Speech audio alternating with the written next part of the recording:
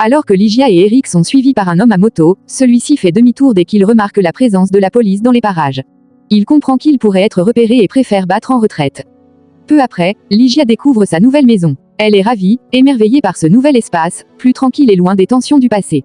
Toutefois, une inquiétude surgit en elle, elle souhaite parler à Charlie, probablement pour l'avertir ou lui confier ce qu'elle ressent vis-à-vis de Manine. Mais Eric refuse catégoriquement. Il lui dit qu'ils lui parleront plus tard, sans insister davantage, souhaitant préserver leur anonymat pour l'instant. Tammy confronte Charlie. Elle commence la conversation en affirmant qu'ils n'ont plus rien à se dire.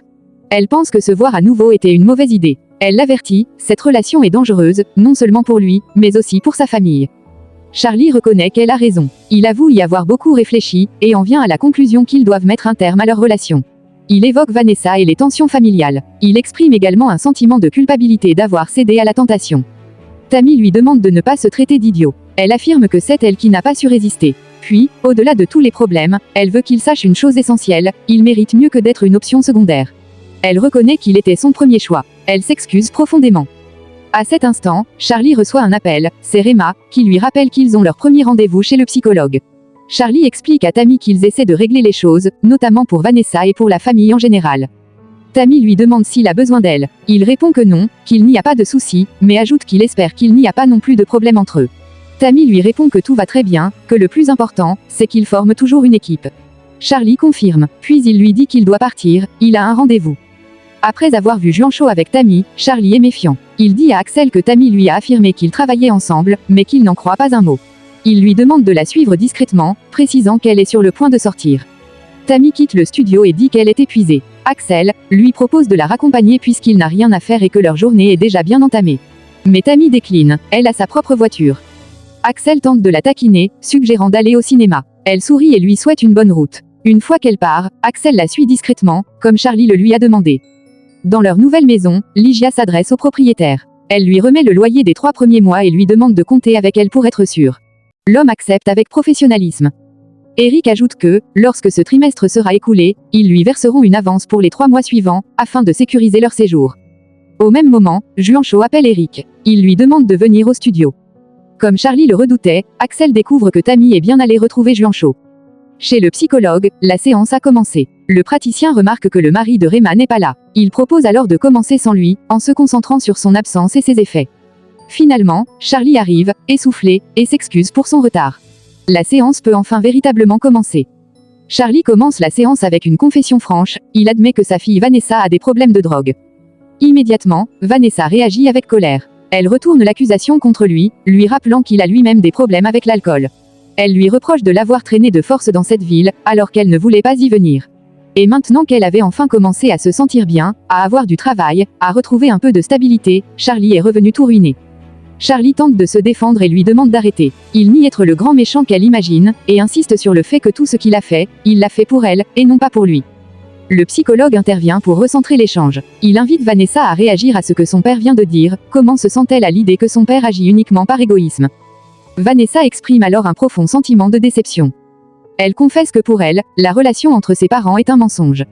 Elle explique qu'ils font semblant d'être unis lors des interviews, devant les caméras, mais que la vérité est bien différente.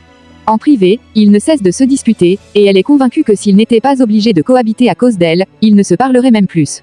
Charlie tente à nouveau de dédramatiser la situation. Il dit que toutes les familles traversent une crise, et que la leur n'est pas une exception. Il est convaincu que tout finira par s'arranger. Rema, elle aussi, essaie de minimiser la situation. Elle dit que Vanessa exagère, qu'elle dramatise un peu. Mais le psychologue les arrête. Pour lui, Vanessa est lucide, et elle exprime ce qu'elle ressent avec justesse. Il souligne qu'il perçoit des problèmes graves dans cette famille. Charlie reconnaît cela, mais il avoue aussi qu'il a du mal avec les gens qui dramatisent tout le temps. Le psychologue lui rappelle une chose importante. Vous venez de dire que votre fille a des problèmes de drogue. C'est grave, il faut s'en occuper maintenant. Charlie et Rema sont d'accord, ils veulent aider leur fille. Mais le psychologue enchaîne. Alors, il faut aussi régler vos propres problèmes. Vous avez des antécédents avec l'alcool, et votre épouse a été surprise à consommer de la drogue. Rema essaie de se défendre, c'était une seule fois, elle n'est pas une toxicomane, elle a arrêté les excès depuis longtemps. Mais le psychologue insiste, s'ils refusent de reconnaître la réalité, ils n'aideront jamais Vanessa. Finalement, Rema cède, elle demande ce qu'ils doivent faire pour sauver leur famille. Charlie est aussi prêt à faire des efforts. Le psychologue propose un exercice simple. Recréer une routine familiale. Manger ensemble, aller au cinéma, passer du temps ensemble. sacrifier du temps pour vous retrouver. Axel laisse un message vocal à Charlie, très agité. Il lui dit de répondre vite, car il avait raison. Il a suivi Tammy comme Charlie le lui avait demandé, et maintenant il en est convaincu, Tammy leur ment. Quand il lui a demandé où elle allait, elle a prétendu rentrer directement chez elle, alors qu'elle est en réalité allée retrouver Juancho. Axel pense sérieusement qu'il y a quelque chose entre eux deux, et supplie Charlie de le rappeler au plus vite.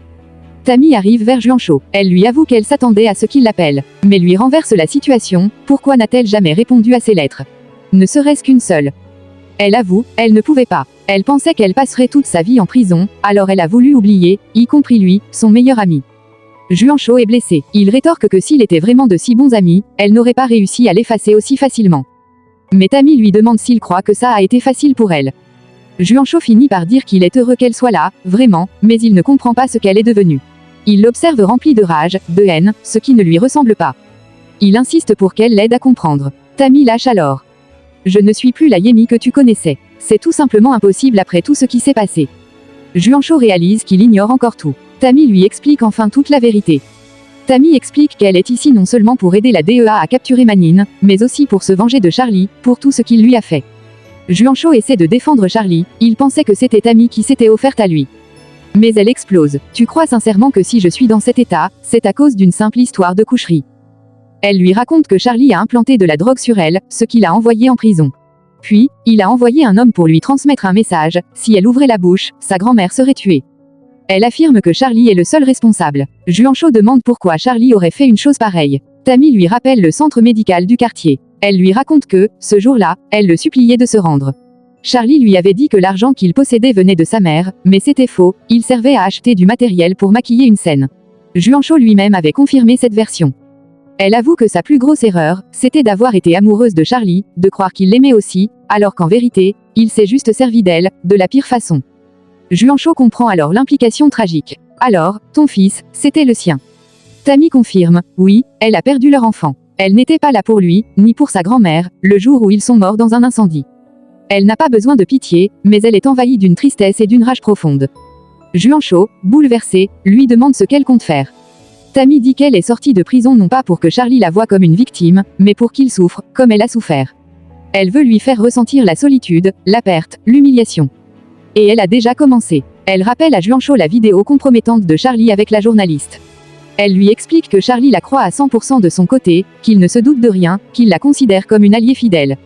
Elle affirme, ce n'est que le début, Juancho. Juancho lui demande, qu'est-ce que tu vas lui faire? Et Tammy répond avec froideur et détermination. Je vais lui faire perdre tout ce qu'il possède, sa carrière, sa réputation. Une fois qu'il n'aura plus rien, quand il sera à la rue, seul, abandonné, alors il n'aura plus que le souvenir de cet idiote, cet imbécile, qu'il pensait. Juancho confronte Tammy. Il a compris qu'elle était revenue pour se venger de Charlie. Il lui demande comment elle compte s'y prendre, s'inquiétant de la voir obsédée par sa haine. Il a l'impression qu'elle passe ses journées à réfléchir à des moyens de nuire à Charlie, et lui dit que ça ne lui ressemble pas. Il tente de la ramener à la réalité, elle n'est plus en prison, elle est libre, alors pourquoi gâcher sa vie à cause de lui? Tammy lui répond qu'elle n'a pas le choix. Elle explique que si elle n'aide pas à capturer Manine, elle devra retourner en prison, pour continuer à purger une peine injuste provoquée par Charlie. C'est l'accord qu'elle a passé avec la DEA. Juancho lui suggère alors de se concentrer uniquement sur l'arrestation de Manine. Mais Tammy le coupe. Et Charlie, lui, il s'en sort tranquillement. Il essaie de lui faire comprendre qu'il serait plus puissant pour elle de se reconstruire, d'être heureuse, plutôt que de chercher à se venger. Mais elle explose. Elle lui demande comment il peut croire qu'on peut être heureux quand on a perdu tout ce qu'on aimait. Elle finit par lui révéler toute la vérité. C'est Charlie qui a implanté la substance sur elle, ce qui l'a envoyée en prison. Puis, elle avoue l'impensable, l'enfant qu'elle attendait était de Charlie, et elle l'a perdu. Elle n'était pas là pour les protéger, ni son bébé, ni sa grand-mère, qui sont morts dans un incendie. Elle insiste, elle ne veut ni compassion, ni pitié, seulement de la justice. Et si la justice ne vient pas, elle prendra sa revanche elle-même. Juancho lui demande ce qu'elle va faire exactement. Elle lui révèle son plan, Charlie croit qu'elle est son amie, son allié. Il ne se doute de rien. Et tant que ça dure, elle va le détruire de l'intérieur. Elle veut qu'il perde tout, sa carrière, son argent, son entourage. Et quand il ne lui restera plus rien, alors seulement elle apparaîtra devant lui, pour lui rappeler que celle qu'il croyait morte est bien vivante. À cet instant, Eric arrive, interrompant la conversation. En studio, Juancho, Tammy et Eric étaient en train d'arranger tous les détails pour finaliser la chanson « Estamos perdiendo el tiempo ». Les enregistrements continuaient, et Tammy félicitait Eric pour son excellent travail. Elle expliqua ensuite qu'il devait sortir la chanson et le clip simultanément, et le plus rapidement possible. Tammy suggéra qu'il pourrait faire venir des gens du quartier pour le clip, mais insista sur le fait qu'il fallait agir immédiatement, car attendre un jour de plus serait trop tard.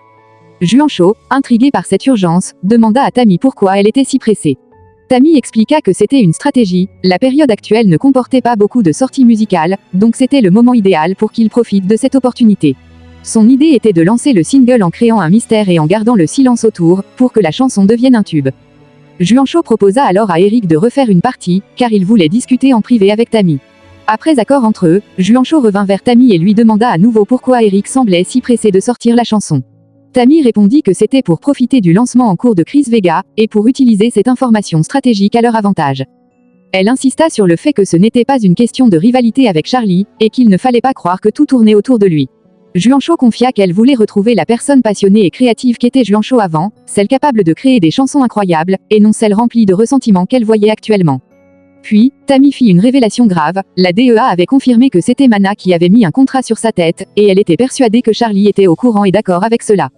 Elle expliqua que Charlie avait peur qu'elle sorte de prison et révèle au public que les succès attribués à Charlie étaient en réalité les siens. Juancho tenta de défendre Charlie, en disant qu'il n'était pas un assassin, mais Tammy insista sur le fait que Charlie était quelqu'un de sans scrupules, capable d'écraser tout le monde pour obtenir ce qu'il voulait. Elle rappela même que Charlie l'avait envoyé en prison. Juancho exprima alors ses doutes, pensant que ce chemin ne mènerait jamais à la paix. Mais Tammy lui répondit que ce n'était pas la paix qu'elle cherchait, mais la justice. Elle expliqua qu'elle savait qui avait fait éliminer ses parents, un certain Lucio qui travaillait pour Mana, et que c'était pour cette raison qu'elle voulait faire justice elle-même. Elle conclut avec détermination qu'elle irait jusqu'au bout, coûte que coûte. Lygia et Eric se préparaient pour un moment important. Eric expliqua à sa mère qu'il devait se lever tôt le lendemain car ils allaient tourner le clip de sa chanson. Sa mère, très fière de lui exprima tout son soutien inconditionnel, lui disant qu'elle serait toujours là pour lui.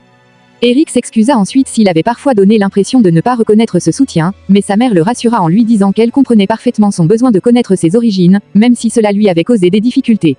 Eric confia alors qu'il avait décidé d'arrêter de chercher ses parents biologiques, car cela ne lui avait apporté que des problèmes, et qu'à ses yeux, sa mère adoptive était la seule famille qui comptait vraiment, celle qu'il aimait plus que tout. Sa mère refusa qu'il soit triste à cause de cela et, pour célébrer ce moment, elle lui demanda d'écouter la chanson qu'il avait enregistrée. Eric accepta volontiers et sortit un appareil un peu ancien pour lui faire écouter, ce qui fit sourire sa mère, amusée par l'antiquité du matériel, mais heureuse de pouvoir partager ce moment. Pendant ce temps, Charlie, Vanessa et Rema dînaient ensemble, dans un silence un peu pesant. Rema reçut un appel d'Alberto, mais choisit de ne pas répondre. Alberto laissa alors un message vocal, dans lequel il lui annonçait le lancement imminent de la campagne de Vanessa sur tous les supports numériques et papier. Il lui demanda de le rappeler dès qu'elle pourrait et lui avoua qu'elle lui manquait. Quand Mana apprit que Lygia et Eric étaient partis, il fut très en colère. Il exprima son mécontentement en traitant la situation d'absurdité. L'homme expliqua qu'ils étaient partis avec leurs valises, montés dans un taxi, et que personne n'avait pensé à les suivre. Il précisa qu'il avait essayé de les suivre, mais s'était retrouvé face à un barrage policier qui l'avait contraint à faire demi-tour. Très frustré, Mana tenta de les joindre par téléphone sans succès, la messagerie répondant à leurs appels. Il reprocha à l'interlocuteur de ne pas avoir laissé de message, le traitant d'idiot et craignant que la police ne les retrouve à cause de leur imprudence. Enfin, il avoua qu'il voulait parler avec Charlie, dont il était à peu près certain qu'il savait où se trouvait la mère de Lygia. Charlie, Rema et Vanessa étaient à la piscine pour passer du temps en famille. Vanessa demanda à sa mère si elles étaient vraiment obligées de suivre le programme prescrit par le psychologue. Rema lui assura que c'était nécessaire, rappelant que le psy avait insisté sur l'importance de faire des activités en famille pour se divertir. Soudain, Rama remarqua que le téléphone de Charlie sonnait. Il dit que c'était un appel masqué, probablement de son oncle. Il ne répond pas. Charlie appréciait ce moment en famille, trouvant cela génial de pouvoir être tous ensemble. Il proposa même de manger quelque chose. Dans une ambiance festive, Juancho accueillit des amis pour une session d'enregistrement et de danse. Il leur expliqua qu'ils allaient avoir le privilège de découvrir en exclusivité un projet musical. Des personnes dansaient et étaient visiblement contentes, tandis que les enregistrements du clip se poursuivaient. Plus tard, Vanessa fit la couverture d'un magazine, suscitant des commentaires admiratifs. Axel trouvait qu'elle avait beaucoup de style et voyait très bien son image dans le clip, la qualifiant même de « super canon ». Chris, sceptique, doutait que Vanessa soit vraiment la fille de Charlie, mais Axel confirma qu'il l'avait rencontrée récemment. Chris raconta même qu'il lui avait fait un énorme râteau, sous-entendant que Vanessa avait une forte personnalité. Charlie arriva alors en colère, reprochant à Chris de dire des bêtises. Axel tenta de calmer le jeu et annonça qu'il venait justement d'appeler Charlie. Rema intervint par téléphone, annonçant qu'il avait vu la publicité télévisée et que Vanessa allait bientôt être partout. ELLZ montra son inquiétude en apprenant que Vanessa allait faire une campagne publicitaire, car il craignait que cela ne lui cause de sérieux problèmes. Alberto tenta de la rassurer, elle lui dit qu'il devait avant tout penser à sa fille, qui ne se portait pas bien, et qu'elle ne pouvait pas se permettre de se voir avec Alberto pour le moment. Vanessa écoutait en cachette. Rema avoua qu'il ne serait plus avec Charlie s'il n'avait pas sa fille. Pendant ce temps, Eric, Juancho et Tammy travaillaient sur le nouveau projet musical. Ils enregistraient, filmaient le clip et les gens dansaient autour. Eric remarqua qu'il y avait une tension palpable entre Juancho et Tamt, et demanda ce qui se passait entre eux. Juancho refusa de répondre, mais Eric insista, affirmant qu'ils étaient censés former une équipe. Tammy expliqua qu'il était fâché avec Onesho parce qu'il ne pouvait plus travailler avec eux, et qu'il pensait que son travail avec eux était terminé. Eric s'étonna, car il pensait qu'ils avaient encore besoin de lui. Tammy expliqua qu'il avait du succès grâce à Eric, mais qu'il ne pouvait pas être à la fois chez Excelsior et travailler avec Eric. Eric lui demanda alors pourquoi il ne quittait pas Excelsior s'il croyait autant au talent d'Eric. Tammy répondit que ce n'était pas si simple, car Excelsior devait aussi progresser, et qu'il devait aider la maison de disques comme elle les aidait. Elle rappela à Eric qu'ils avaient voulu enregistrer ensemble dans ce label, mais qu'il avait refusé. Elle conclut qu'il devait rester fidèle à son contrat, et qu'il ne pouvait pas risquer que leur collaboration soit dévoilée, de peur des représailles de Charlie. Eric exprima sa déception, pensant qu'il formait une vraie famille musicale, mais se rendit compte que ce n'était pas le cas.